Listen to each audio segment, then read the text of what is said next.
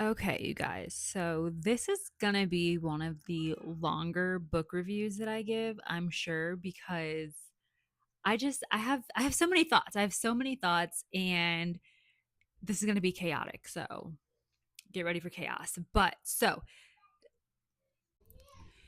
So I just finished listening to Lauren Ling Brown, sorry, excuse me. Her book, it was recommended by Reese's Book Club. So basically anything on that list I'm going to read, but it is called A Society of Lies. And this book caught my attention.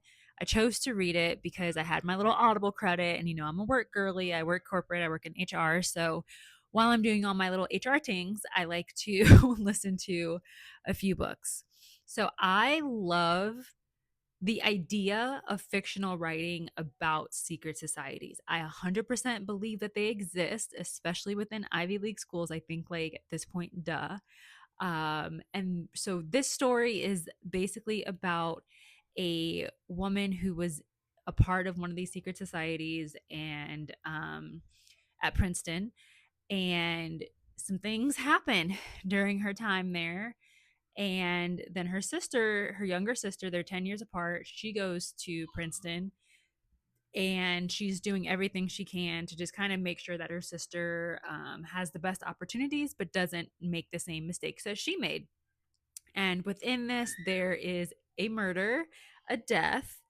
I don't know. I haven't read the back of the book, so I don't know like how much is on there. But essentially, her little sister dies, and so she's on this journey of like figuring out what the hell happened to her younger sister, and she's just uncovering that whatever happened to her sister is not at all divorced from her own experience at Princeton in the secret society, and it is just this whole ordeal. Now, this is absolutely one of the top thrillers that I have read slash listened to this year in 2024. It will be now moving into my number three, probably.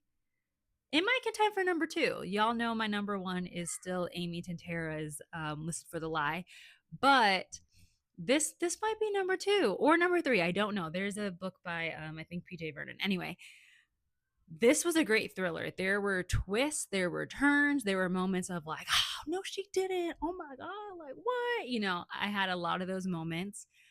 The writing was so good. I want to say that I loved just listening to the audiobook, that I didn't immediately think like, oh, like this is a urban, like black, whatever. I think way too often when we have black or biracial black female and male main characters, there's almost like this stereotype that there's only one type of black person. And I hate that as someone who is black and Jewish. Um, I not everybody has that urban or hood or whatever experience just because we're black. Like, I grew up in the suburbs. It is what it is. You know what I mean? And just to kind of see some of that representation of just how black people are not a monolith, but we're all still part of black culture with all of our diversity and everything. So anyway, so the two female main characters are black and Asian. I believe black and Chinese. Specifically, I believe the mother spoke Cantonese. So that was just really cool to see that there was a lot of that even Asian representation there, but not in like a stereotypical kind of like ugh kind of way.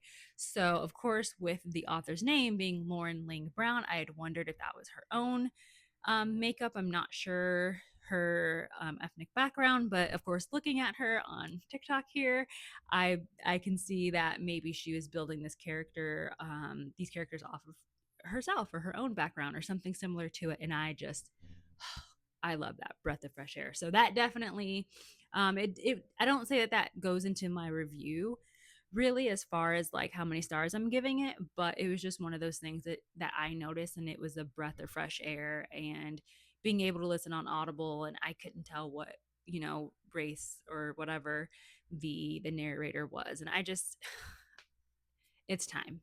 Okay, it's time. And so I I want to say one of the criticisms I had, Not that I'm an author or anything, but I have a little experience editing. But there were holes. There were a couple of holes where I was like, okay, but if I'm a mom and that happens to my kid, what I'm not doing the next day is like going on about my day like normal. Like that's not like reality in my mind. And so I'm like in Facebook groups and I'm like, y'all, did that bother you guys? Because it just wasn't, I don't know if it just didn't feel realistic. And I also felt like, this is a common thing amongst thrillers, I feel like, especially right now, is you kind of have these FMCs who are intelligent, strong women who, they ain't gonna take too much shit from their man. You know what I mean?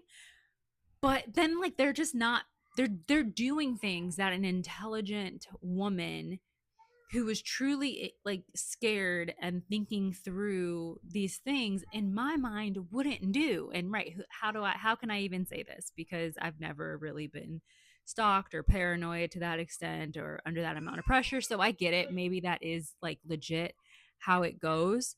But for me, reading it and then talking with other people, that's my child, there was a level of, well, why would you do that, or why would you continue drinking alcohol if this party scene and drugs and alcohol was when all the bad shit happened multiple times, like not just with the death of your sister, but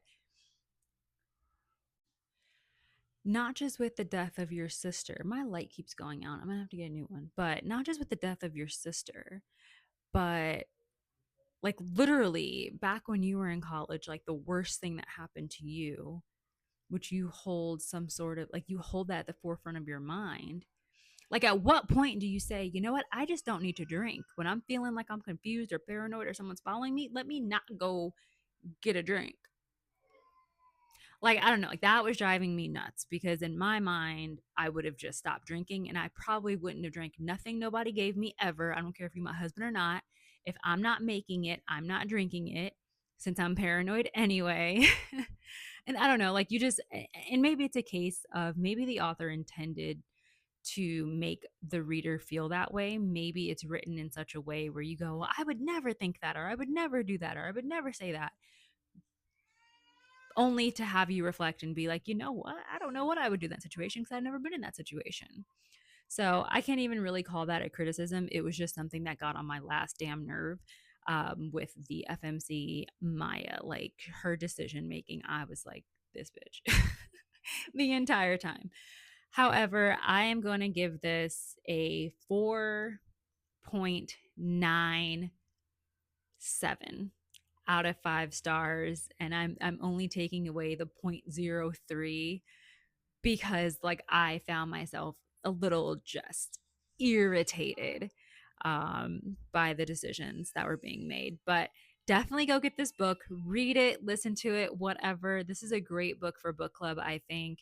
And Reese Witherspoon, she does not miss.